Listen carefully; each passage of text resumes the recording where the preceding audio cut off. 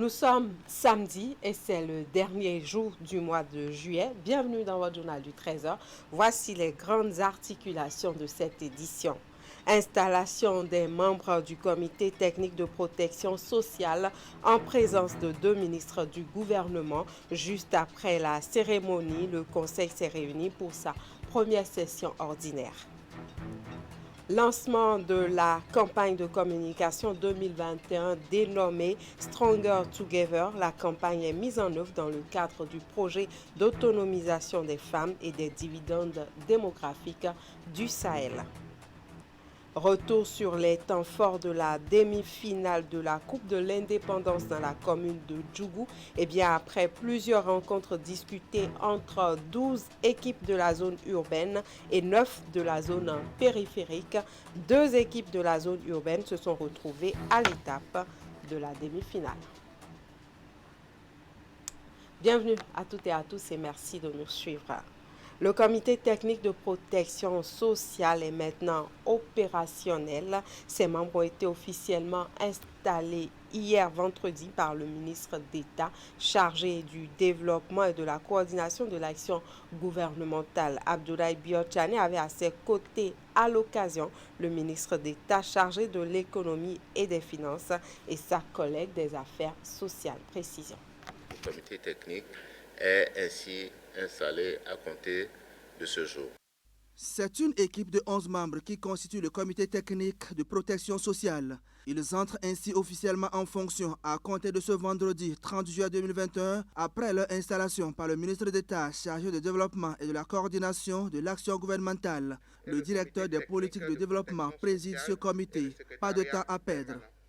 Le comité technique de protection sociale que vous installez ce jour examinera dans les prochaines minutes au cours de sa première session le projet de note conceptuelle de relecture de la politique afin de rendre davantage plus sensible aux directives de guide d'élaboration des politiques adoptées par le Conseil des ministres en sa session de 12 février 2020, au développement de programmes spécifiques requis par le paradigme de protection sociale intégrée et inclusive et aux ripostes adaptatives aux chocs et à l'humanitaire et surtout à la protection civile.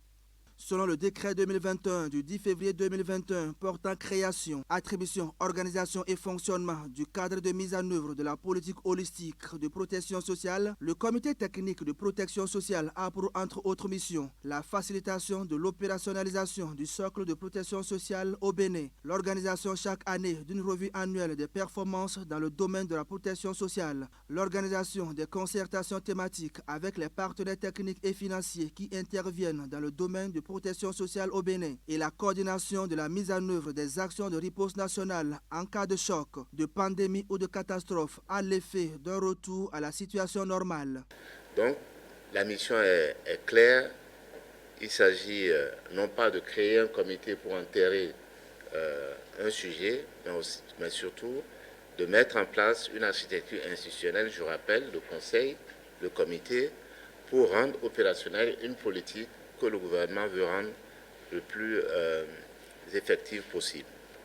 Il s'agit aujourd'hui de se mettre au travail et de définir pour le gouvernement non seulement la note conceptuelle, mais aussi les actions qui sont indispensables.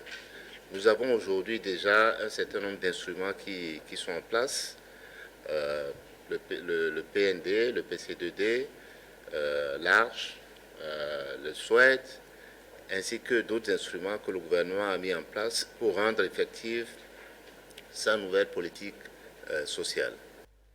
La mission est donc immense et les attentes des populations sont grandes.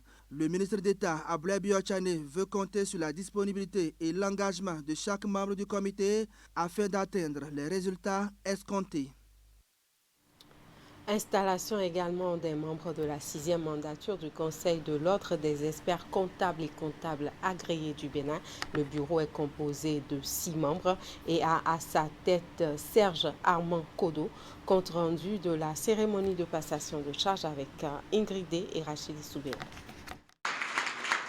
C'est une nouvelle page qui s'ouvre ici pour le Conseil de l'Ordre des experts comptables et comptables agréés du Bénin. Après 3 années à la tête de l'ordre, le président sortant, Cosmo Goundete, passe le témoin à son successeur. Serge Amakodo a désormais pour mission de diriger et d'animer l'ordre. Membres de l'OEK Bénin, le Conseil sortant vous remercie pour la confiance que vous avez bien voulu placer en lui et pour votre participation à l'animation de la vie institutionnelle de notre ordre, tant au plan national qu'à l'échelle sous-régionale, régionale et internationale. Cher nouveau président de l'OEK Bénin, je te souhaite beaucoup de courage, car la tâche n'a jamais été aisée et ne le sera pas pendant la 6e mandature que tu as l'honneur de conduire. En toutes circonstances, élève-toi et garde le cap. Et qu'il plaise au ciel que jamais le drapeau dont tu portes aujourd'hui l'étendard, à la suite de tes prédécesseurs, ne connaisse la berne. Au total, 6 membres sont élus pour siéger au sein du bureau du Conseil de l'Ordre des experts comptables et comptables agréés du Bénin. Le président entrant dit mesurer la tâche qui lui incombe. C'est le moment pour Serge Kodo de réaffirmer son engagement à œuvrer pour le rayonnement de l'ordre. Ce mandat sera placé sous le signe de la réforme dans le secteur. Parce que notre environnement professionnel change. Il va falloir adapter nos pratiques à cet environnement. L'équipe que je dirige est une équipe jeune qui est déterminée à relever ces défis. Donc vous avez bien compris que, en même temps que c'était un sentiment de joie et de fierté, eh bien, il faut regarder rapidement les chantiers qui sont devant nous et qui sont immenses, parce que la profession attend beaucoup de nous. M'en voudrais-je de ne pas féliciter le Conseil entrant pour la confiance placée en eux pour la poursuite des idéaux de l'ordre et de chacun de ses membres. Sur ce, au nom du commissaire du gouvernement et à mon nom propre, je leur souhaite bon mandat et les renvoie à leur devoir. C'est donc parti pour 3 années au service du Conseil de l'Ordre des experts comptables et comptables agréés du Bénin. La cérémonie de passation de charges a pris fin par la remise de clés, un acte qui consacre officiellement le nouveau président dans ses fonctions. Et des opérateurs économiques, des commissionnaires en douane agréés et bien d'autres acteurs portuaires s'approprient les nouvelles procédures de dédouanement des marchandises. C'est à travers une séance d'échange initiée par l'administration douanière. Précision avec Narcisse Alosse et Idéon Pévi. On facilite et accélère les procédures douanières. Les solutions dont on parle ici, ce sont les nouvelles procédures de dédouanement des marchandises au Bénin. Puisque nous sommes en train d'adopter une transformation structurelle de notre économie, il faut alors mettre les moyens en œuvre pour accompagner les industriels béninois. Aujourd'hui, nous avons essayé d'échanger avec eux pour leur expliquer, déjà même depuis l'intention d'importation, quelles sont les formalités qu'ils peuvent accomplir pour gagner le temps. Il ne faut pas forcément attendre que les marchandises arrivent au port avant de démarrer les formalités. Gagner du temps dans les formalités de dédouanement des marchandises. Et les réformes offrent aujourd'hui à tous les usagers de la plateforme portuaire cette opportunité. Au nombre des réformes mises en lumière ici, le guichet unique du commerce extérieur GUS, qui est appelé à remplacer le guichet unique portuaire GUP. Avec, disons, pratiquement 10 ans d'expérience de pratique du GUP, nous avons relevé quelques insuffisances. Il a été décidé de passer à une forme beaucoup plus avancée, qui est le GUS. Le GUS prendra le relais à partir de décembre 2021. Mais en phase expérimentale, il a déjà permis à la douane béninoise de passer la barre du milliard en termes de recettes journalières. Les usagers, eux, cachent à peine leur satisfaction par rapport à ce nouvel outil. Et nous constatons déjà le changement au niveau des opérations douanières, surtout en termes de célérité. En temps, vous-même, vous savez qu'on faisait même parfois plus d'une semaine pour enlever une marchandise au port. Aujourd'hui, au port au niveau des autres frontières, bien sûr. Aujourd'hui, en 24 heures, maximum 48 heures, vous avez la main levée sur vos marchandises. Et donc, on peut reconnaître qu'il y a de belles avancées au niveau de l'administration douanière en termes de célérité des opérations. Dans les débats, les langues se sont déliées autour de plusieurs sujets, notamment celui relatif au circuit vert qui offre un certain allègement dans les formalités. Ici, les importateurs ont plaidé pour plus de flexibilité. Oui, a répondu le patron des douaniers, mais ça ne doit pas exclure la prudence. Imaginez que peut-être d'hier soir à aujourd'hui, il y a 10 conteneurs qui soient sortis. Et que peut-être on dise dans les 10 conteneurs, il y a 5 conteneurs peut-être de sucre ou de riz. Et dans l'un des conteneurs, il y a une marchandise, peut-être la drogue ou bien les armes. Mais la meilleure manière de vous aider, c'est de se rassurer que votre camion a été contrôlé avant de sortir. S'il arrivait qu'on dit non, on va laisser tous les camions aller à Malanville avant de faire le contrôle et qu'arrivé là-bas, on ne retrouve rien. Vous convenez avec moi que autant que vous êtes, si vous êtes 5, vous les 5, vous avez des problèmes. La lumière a été apportée autour de bien d'autres préoccupations des importateurs à l'issue de cette séance d'échange. Une rencontre périodique initiée par l'administration douanière pour mieux expliquer aux importateurs les avantages des réformes entreprises depuis 2016 au Bénin. On parle maintenant de cette session de formation organisée au profit des enseignants animateurs d'établissements de l'enseignement du second degré. Il s'agit bien entendu d'un atelier de renforcement des capacités qui se déroule simultanément dans tous les départements du pays. C'est une initiative du programme d'appui à l'enseignement secondaire au Bénin et les échanges visent à permettre aux participants d'améliorer leurs connaissances et surtout de bien jouer leur rôle. Le compte-rendu est signé Imet Hélène Amoussou et Georges Vaudonat. Réunis ici au CGE à Bomé en atelier, ils sont tous des animateurs d'établissement. La session de formation se tient simultanément dans les 9 communes du département du Zou. Elle porte sur l'utilisation du guide méthodologique des animateurs d'établissement de l'enseignement du second degré. L'outil est élaboré par le réseau d'encadrement et d'animation pédagogique.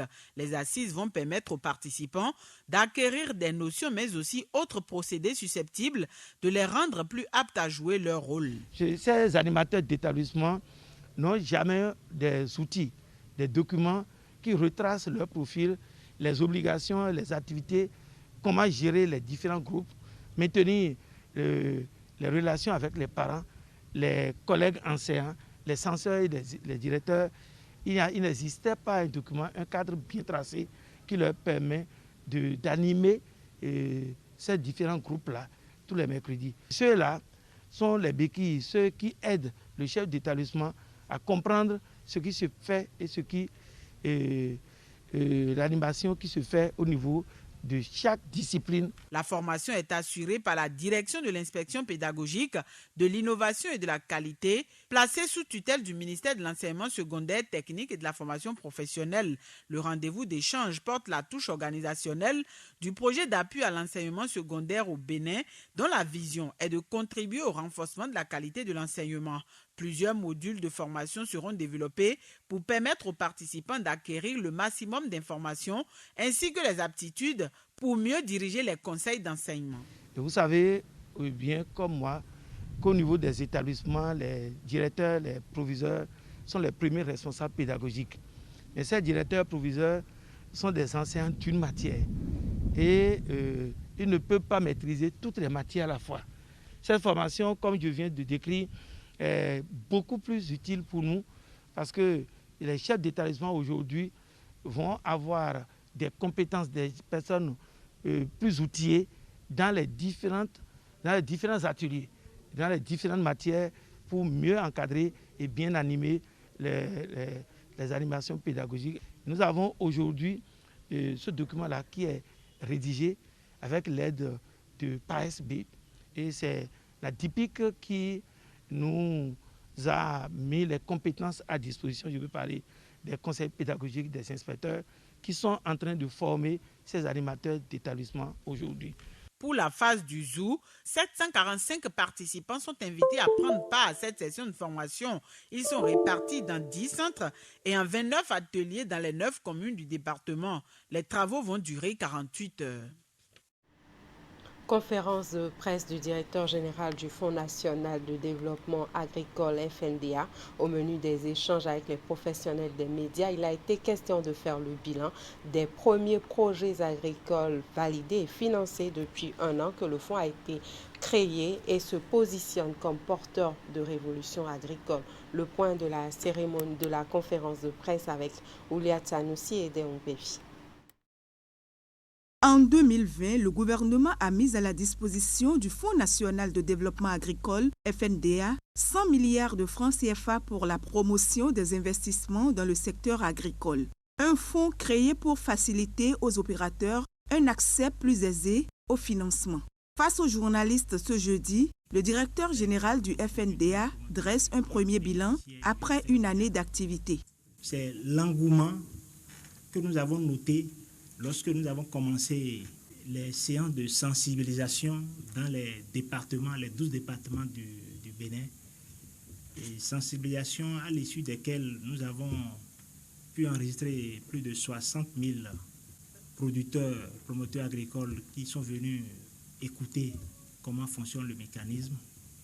Et cela a permis d'enregistrer plus de 600, précisément 647 dossiers pour un montant de un peu moins de 20 milliards.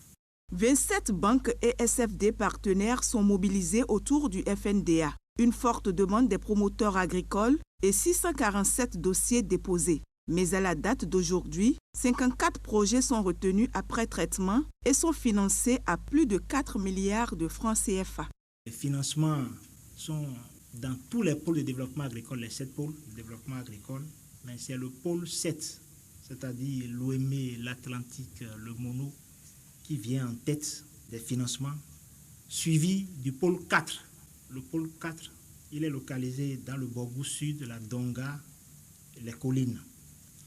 Les filières les plus financées qui ont reçu plus de financement, c'est l'ananas à hauteur de 65%, le riz 10% et puis l'œuf de table.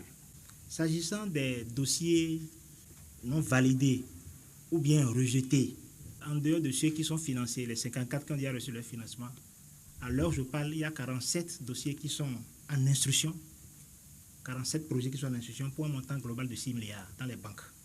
Selon le directeur général du FNDA, malgré la forte demande, le bilan des dossiers ayant obtenu un financement est faible. Une situation due aux nombreuses insuffisances notées dans la constitution des 10 dossiers. La première grosse faiblesse qui a été relevée au niveau de nos partenaires financiers que nous avons vu, c'est le manque de sincérité, de transparence dans les dossiers. Ça, je parle des promoteurs. La deuxième insuffisance, et le deuxième reproche, c'est le faible niveau d'éducation financière au niveau de la grande majorité de nos bénéficiaires, doublé d'une ignorance des pratiques bancaires. Autre faiblesse, c'est le manque de complétude des dossiers. Un exemple de pièce, c'est les états financiers. Et ces états financiers doivent être certifiés. Surtout lorsque vous vous adressez aux banques. Et puis, dernier élément de faiblesse relevé dans les dossiers, c'est le manque de garanties complémentaires. L'État, à travers le FNDA, garantit les prêts à hauteur de 50%. Nous n'avons pas dit que nous prenons en charge la garantie à 100%. Le Fonds national de développement agricole rassure les promoteurs de sa disponibilité. Il travaille déjà à accompagner 300 PME et PMI et 2500 petits exploitants agricoles. Stronger Together, plus fort, entendez, plus fort ensemble, c'est ainsi qu'est baptisée la campagne de communication 2021 du projet d'autonomisation des femmes et des dividendes démographiques au Sahel. 2 ministres du gouvernement ont procédé à l'ouverture officielle de cette campagne qui prend fin le 31 décembre 2021. C'est une campagne pour inciter à un changement social et comportemental autour du thème éducation des filles et leadership féminin. Ulrich Gaba nous en parle en détail. C'est parti pour la deuxième édition de la campagne Stronger Together 2021 du projet d'autonomisation des femmes et des dividendes démographiques au Sahel, Suède. Il s'agit d'une campagne nationale de communication pour un changement social et comportemental autour de la thématique éducation des filles et leadership féminin. Une thématique qui se décline en 4 grands axes. 1. Les parents scolarisent et maintiennent leurs filles à l'école jusqu'au moins à la fin du cycle secondaire. 2. Les femmes et les filles ont accès à la formation, à l'emploi, aux opportunités économiques et aux instances de prise de décision. 3. Les femmes et les adolescentes utilisent les services et les produits de santé reproductive et de planification familiale, ainsi que de l'hygiène menstruelle, y compris les méthodes contraceptives modernes. 4. Les femmes et les filles luttent contre les violences basées sur le genre et les pratiques néfastes, excision, mutilation génitale féminine, etc. Pour la représentante résidente de l'UNICEF, représentant pour la circonstance l'UNFPA, il n'y a aucun doute que le gouvernement du Bénin, qui a déjà mobilisé le plus grand des fonds SWED, ne puisse relever ce défi. Elle en veut pour preuve l'arsenal juridique renforcé au profit des filles et des femmes. Le processus de relecture et révision de certains textes en cours pour renforcer l'environnement juridique en faveur de la protection et l'autonomisation des filles et des femmes, le leadership du gouvernement et les décisions successives pour la réussite de l'exécution de ce projet et la récente décision de renforcement institutionnel de l'Institut national de la femme qui lui donne le nouvel ancrage et de nouveaux moyens. Le volet éducation impliqué dans cette campagne de communication de Stronger Together 2021 est une source de motivation pour le ministre de l'Enseignement secondaire technique et de la formation professionnelle au regard de la responsabilité parentale induite dans le maintien des filles à l'école. Ce programme aidera nos parents à mieux comprendre l'importance de la fille à l'école. Ce programme permettra des changements de comportement dans nos maisons, dans nos écoles, pour l'épanouissement de l'enfant en général et pour l'épanouissement de la fille en particulier.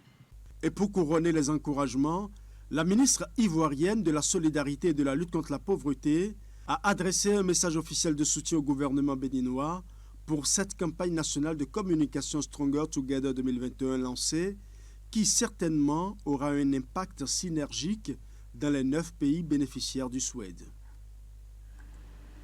Au chapitre de l'actualité sportive nationale à présent, le ministre des Sports a reçu hier vendredi en audience le handballeur français originaire du Bénin, Roch Feliro, pour son retour au Bercail. L'athlète est allé rencontrer l'autorité au sujet du handball béninois et surtout des réformes en cours pour le développement du sport au Bénin. Avec le ministre des Sports, les échanges ont porté sur différents projets allant de la formation à la promotion de ce sport au Bénin. Je vous propose de suivre Roch Feliro à sa sortie d'audience. Il sera suivi du président de la Fédération béninoise de handball, Antoine Bounou.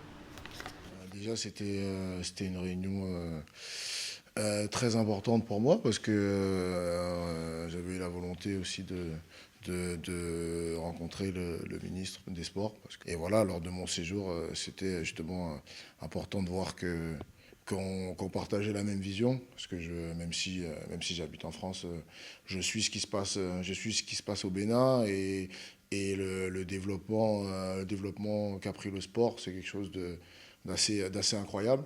Et l'idée quand même, je sais d'où je viens, j'ai pas oublié mes racines et je sais que je peux représenter beaucoup de choses positives pour les handballeurs, mais même pas que les handballeurs du pays, mais en tout cas pour la jeunesse, et c'est quelque chose qui me tenait à cœur. Donc l'idée d'arrêter ma carrière sans essayer d'apporter au handball béninois, c'est quelque chose que je ne pouvais pas vraiment imaginer. Donc, je suis heureux de revoir Roch Feliro, grande star de notre pays, le Bénin. Et c'est le lieu de remercier le ministre des Sports qui a vraiment œuvré pour la rencontre de ce matin. C'est une rencontre importante pour nous. Déjà, les avantages, on en tirait indirectement. Maintenant, ce sera officiellement devant l'autorité Parce que, je vous dis, Roch, par exemple, pour son séjour ici, a organisé des trucs qui vont se passer à partir de demain. Ça fait partie déjà des avantages. Et les réformes mises en place par le gouvernement béninois, je crois que c'est bien tombé et nous avons besoin de Roch pour continuer dans ces réformes.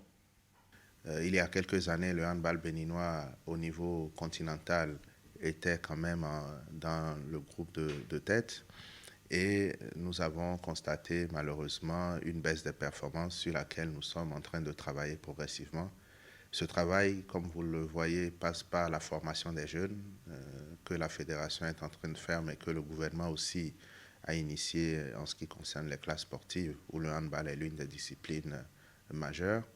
Il y a les réformes au niveau de l'organisation du championnat que nous avons mises en œuvre avec la fédération aujourd'hui, la professionnalisation qui est enfin effective et qui va permettre que le niveau s'intensifie d'année en année.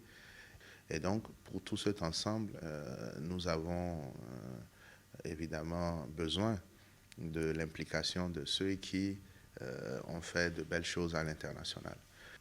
J'ai demandé à Roch Feliho d'être à nos côtés, puisqu'il a observé ce qui se faisait dans son pays et que, ayant mis un terme à sa carrière professionnelle, il a décidé de s'impliquer pour accompagner le handball dans son pays.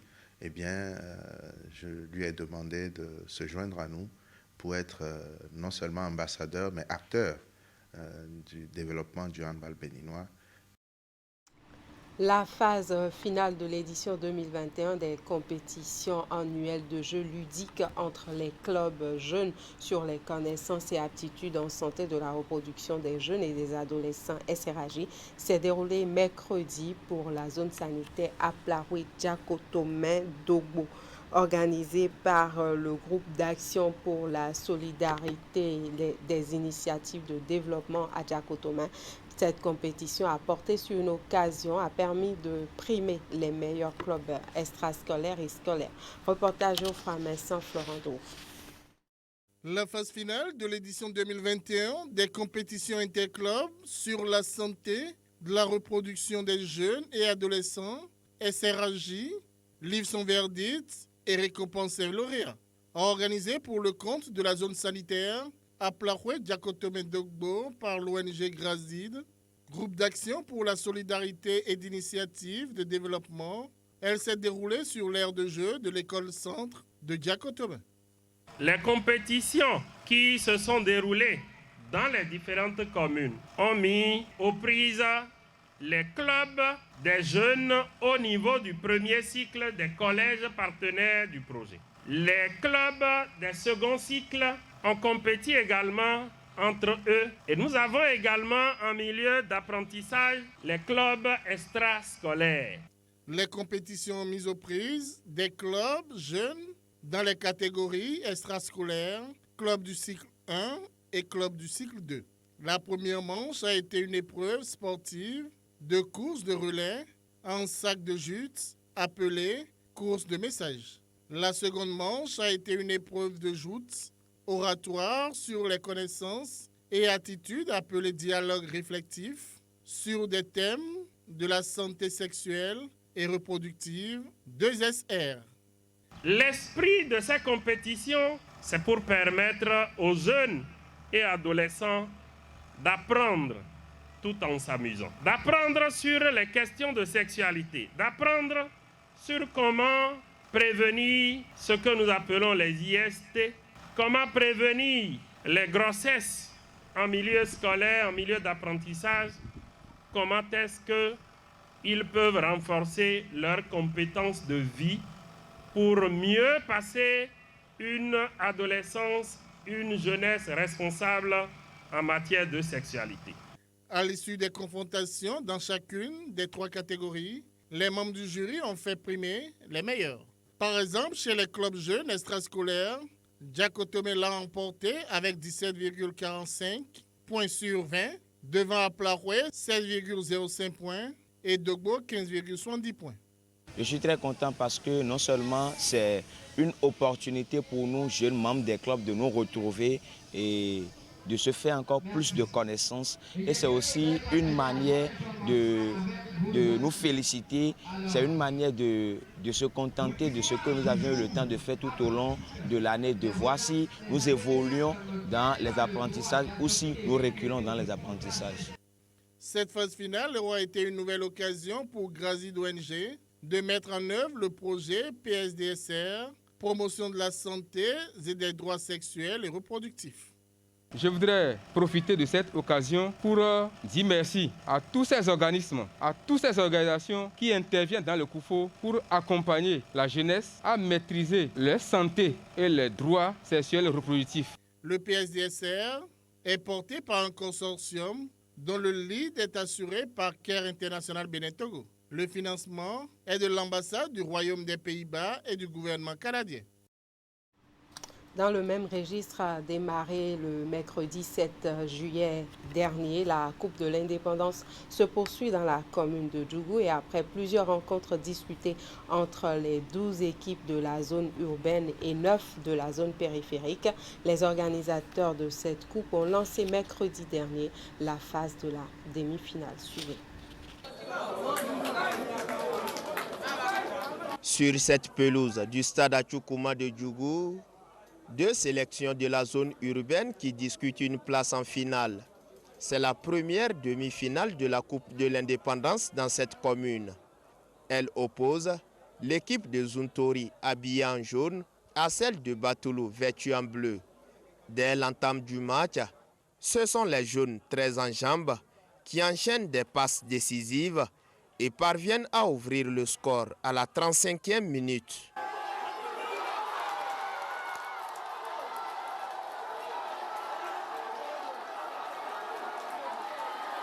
C'est sur ce score que ces deux formations vont rejoindre les vestiaires. De retour, les jaunes confirment toujours leur suprématie, encore sans l'addition à la 76e minute.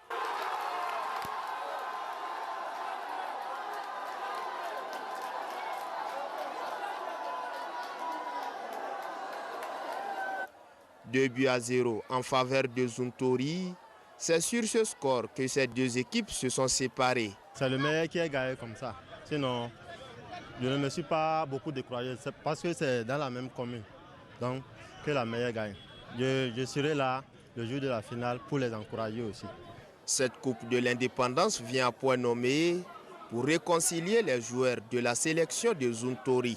Effectivement, Zuntori, c'est une vraie réconciliation et vraiment, il y a l'ambiance qui nous a fait venir aujourd'hui là où nous sommes. Et face à Pelebina ou Kolokonde, vraiment c'est des équipes de taille.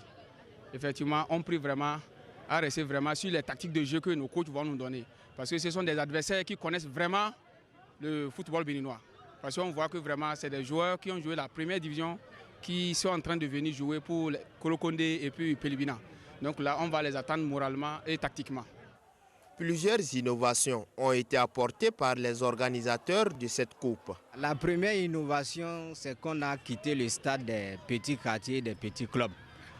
Parce qu'on a voulu vivre ensemble et on a voulu avoir du beau jeu. Nous avons aussi essayé au niveau du stade de convaincre les équipes et les dirigeants à ce qu'ils, disciplinent les joueurs sur le terrain afin que le fair play règne. Nous avons aussi initié des lois très très dures pour sanctionner les indélicats qui vont essayer de nous troubler. Par cette victoire, l'équipe de Zuntori obtient ainsi son ticket pour la finale. Et le championnat national scolaire a connu son épilogue hier vendredi avec 2 finales chez les garçons et les filles couronnées par une cérémonie de remise des médailles. Et bien chez les garçons, c'est le CEG Avrancourt qui repart avec le trophée et le CEG Bassila sort gagnant du côté des filles. Précision avec Ali Moumouni.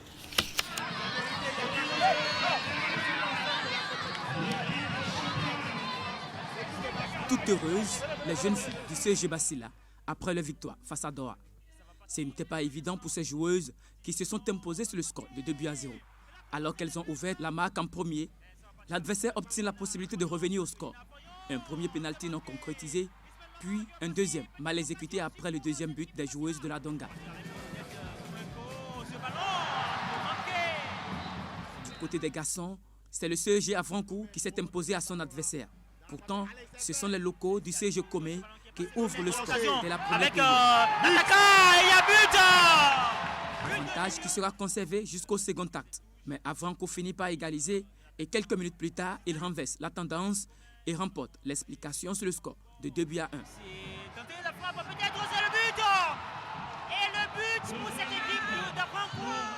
La cérémonie de remise des médailles s'est déroulée dans une ambiance bon enfant en présence du ministre des Sports et plusieurs autres acteurs du monde du football béninois. Les meilleurs joueurs de la compétition et les finalistes sont tous récompensés. Avrancourt s'empare du trophée de la première édition du championnat national scolaire chez les garçons et Basila chez les filles.